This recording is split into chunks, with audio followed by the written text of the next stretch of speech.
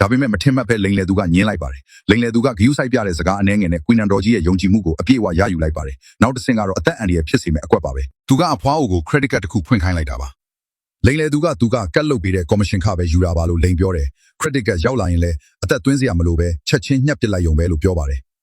ကွီနန်တော်ကြီးကအသက်80ကျော်ပြီဖြစ်ပေမဲ့ credit card ကဘာလဲဆိုတာသိပါတယ်ဒါပေမဲ့လိန်လေသူကိုယုံကြည်တာကြောင့်နောက်ဆုံးမှာတော့လက်မှတ်ထိုးပေးလိုက်ပါတယ်တားကောင်မိပြီဆိုတာနဲ့လိန်လေသူကထွက်ပြေးဖို့စီစဉ်มาတော့တယ်သူကကွီနန်တော်ကြီးကိုရှာပြီးအိမ်မှာအရေးကြီးကိစ္စရှိလို့ခဏပြန်ရမယ်ဆိုင်လေးကိုခဏကြည့်ပေးထားပါလို့အကူအညီတောင်းပါတယ်ကွီနန်တော်ကြီးကလည်းဘာမှမစင်စားပဲလက်ခံလိုက်ပြီးစိတ်ချလက်ချသွားပါသူသေချာစောင့်ပေးထားမယ်လို့ပြောလိုက်ပါတယ်အဲ့ဒီအချိန်တွင်းမှာပဲတခြားအဖိုးဖွားတွေအများကြီးကဒီပစ္စည်းတွေကိုဝယ်သွားကြပါတယ်ရဲအနှဲငယ်ကြာသွားတဲ့အခါမှာတော့အိမ်နီးနားချင်းတွေကအိမ်ကိုရောက်လာပြီးသူတို့ဝယ်သွားတဲ့ပစ္စည်းတွေကသုံးလို့မရပဲပြက်ကုန်ပြီးပိုက်ဆံပြန်ပေးပါလို့လာတောင်းကြပါတယ်ကွီနန်တော်ကြီးကလည်းသူကဆိုင်ကိုခဏကူကြည့်ပေးတာပါပစ္စည်းပိုင်ရှင်ကိုပဲသွားရှာပါလို့ရှင်းပြပါတယ်ဒါပေမဲ့အိမ်နီးနားချင်းတွေကနားမထောင်ပဲကွီနန်တော်ကြီးမှာတာဝန်ရှိတယ်လို့ပဲပြောကြပါတယ်ဆိုင်ရှိတဲ့နေရာကိုတွားကြည့်တဲ့အခါမှာတော့လိန်လေသူကပိုက်ဆံတွေယူပြီးထွက်ပြေးသွားတာကြားပါပြီဆုံးရှုံးမှုအားလုံးကိုအပြစ်မဲ့တဲ့ကွီနန်တော်ကြီးကပဲခံရပါတော့တယ်ပို့ဆိုးတာကကွီနန်တော်ကြီးနာမည်နဲ့လုပ်ထားတဲ့ credit card တွေကလည်းအကုန်အသုံးခံလိုက်ရပါတယ်သူ့မှာအကျွေးတွေအများကြီးတင်သွားတဲ့အပြင်အိမ်နီးနားချင်းတွေရဲ့ဆုံးရှုံးမှုကိုလည်းပြန်ပေးရမှာဖြစ်နေပါတယ်ရဲတွေကကွီနန်တော်ကြီးကိုအကျွေးမဆက်နိုင်ရင်မြို့မှာအလုပ်လုပ်နေတဲ့သားကိုအကြောင်းကြားမယ်လို့ပြောပါတယ်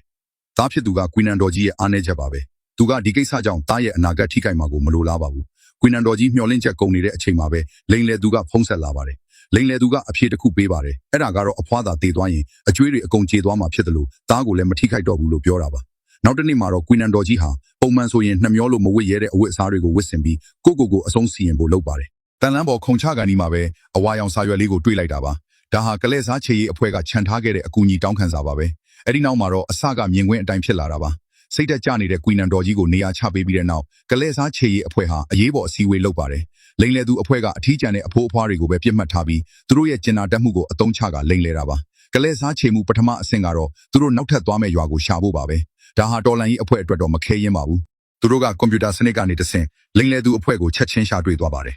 အဲ့ဒီအချိန်မှာလိန်လေသူတွေကအဟောင်းအဆုပ်ပစ္စည်းတွေကိုဝယ်ပြီးနောက်ထပ်ရွာမှာသွားလိန်ဖို့ပြင်နေကြပါတယ်ဒါနဲ့ကလဲစားချေရေးအဖွဲ့ကသူတို့နောက်ကိုလိုက်ပြီးရွာအဝင်မှာကြိုးဆောင်နေပါတယ်လိန်လေသူအဖွဲ့ရွာအဝင်ကိုရောက်တာနဲ့ဘင်းပေါက်သွားပြီးအင်ဂျင်ကလည်းမီးခိုးတွေထွက်လာပါတယ်သူတို့ဘာလို့ရမှန်းမသိဖြစ်နေတော့မှပဲဂင်ဒိုဂီကရွာကဆက်ပြင်သမားအဖြစ်ဟန်ဆောင်ပြီးထွန်ဆက်အဆုပ်ကြီးနဲ့ဖျက်လာပါတယ်ဂင်ဒိုဂီကသူတို့ကိုတမင်လန်းလွဲတွေလိုက်ပြပြီးထွက်သွားပါတယ်သူကဆက်ပြင်သမားဖြစ်ပေမဲ့ချက်ချင်းကူညီလိုက်ရင်တန်တရားဝင်မှာစိုးလို့အကွက်ဆင်လိုက်တာပါခေါင်းဆောင်ကတပည့်နှစ်ယောက်ကိုကားကိုတွန်းခိုင်းပြီးသူတို့သွားမဲ့နေရာကို